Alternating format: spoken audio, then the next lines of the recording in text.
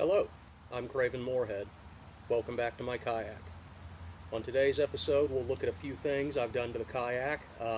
One is a pretty old modification, and one is fairly new, as of yesterday actually. And then we'll head out to the water. Have a pretty decent catch, got a good sized pike, and then a smaller pike that led to what's possibly one of my worst experiences on the water. But all that's documented, and we'll take a look at that. The first thing I'd like to take a look at on the kayak is a seat cushion. Before you just saw some foam cushions I'd picked up at Farm and Fleet. This is actually a purple seat cushion by the company, Purple brand. You can find it on the internet. I got this actually a few seasons ago, and I'm very satisfied with this. If you need a cushion for anything, I would recommend the purple cushion. I do like it to stay in place and not have to mess with it every time I'm out on the water or in transit, so I ended up with these snaps on the case and then through bolted into the seat of the kayak. And I always keep a towel under here. I like to watch the radar, and I'll fish even if it's questionable, and I'll watch the radar. But there's been a few times I've gambled that game and lost, and it's nice to be able to, once I get everything loaded up, snag the towel out from under there and jump in the truck and have something to kind of dry off with before I either drive home or wait out the weather. The other thing that I just added yesterday is, it's opposite the flashlight. Actually, I don't know if you can see that. It's kind of dark back in there. But it's a pair of decently heavy-duty wire cutters. And I didn't actually think I'd ever need these until yesterday. And we'll take a look at that later on in this video.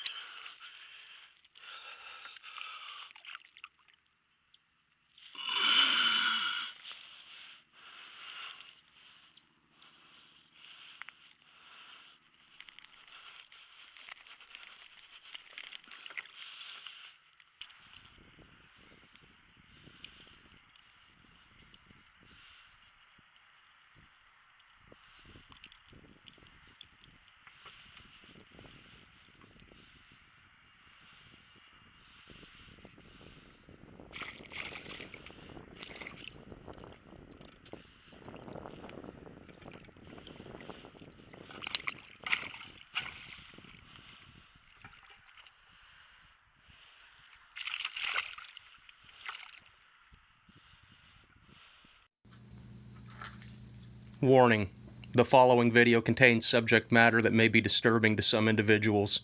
I personally find it disturbing. Viewer discretion is advised. I usually never grab a lure like this because I've always pictured this exact thing happening. But I thought to myself, Kravin, that fish is so small. I have to say, right at this exact moment in time, it didn't even really hurt. That being said, the gravity of what had just happened had started to set in. From a very early age, my dad told me not to panic. You'll only make any situation worse. I'd like to think some of that came into play during this scenario.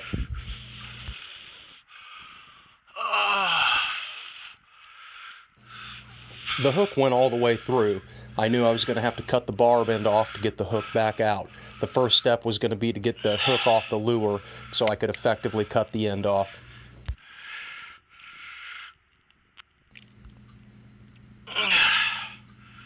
The split rings on this lure were small enough that as I clamped onto them with the wire cutter of my Leatherman, it made the jaws of the pliers separate slightly, and I had to get out another pair of pliers just to separate the jaws.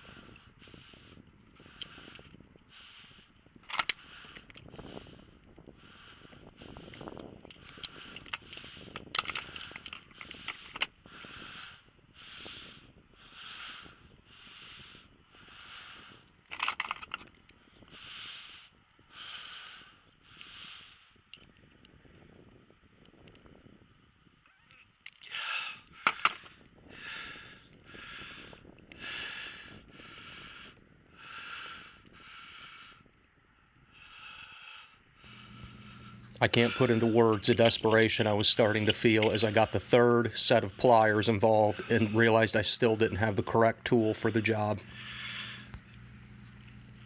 I decided I was going to try to open the split rings with the split ring pliers to try to get the hook released. I had damaged them too badly with the Leatherman and couldn't open them up with the split ring pliers.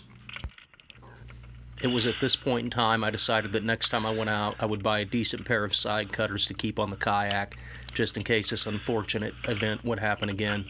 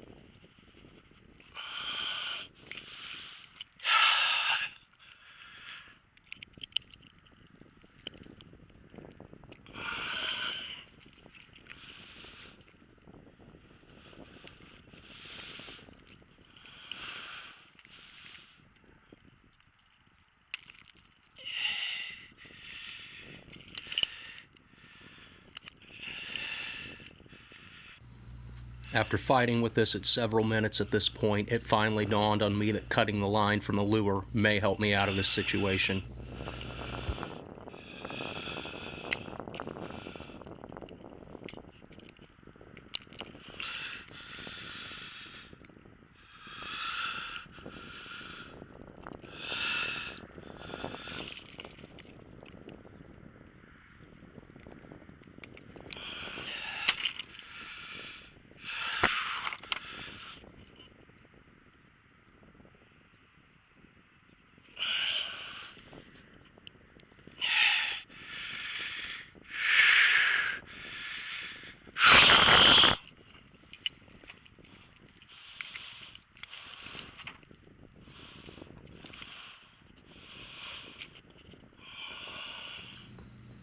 At this point, I was genuinely concerned that when I cut the hook, the barb end would fly off and hit me in the eye. Ah, sweet relief. Sort of. The rest of the video is just me getting the wound cleaned up and a bandage put on. I headed in directly afterward, got all my stuff dropped off at home, and I went to the local Walgreens and got a tetanus shot just to be safe. I would go about getting the hook out differently if it were to happen again, and I think I have better equipment to do that. The side cutters. I hope it doesn't happen again, and I hope it never happens to you. I'm not going to do an actual closeout of the video like normal. It's already went into the 11-minute mark, so thank you again for joining me on Kravin's Casting Couch, and I will catch you next time. Thank you.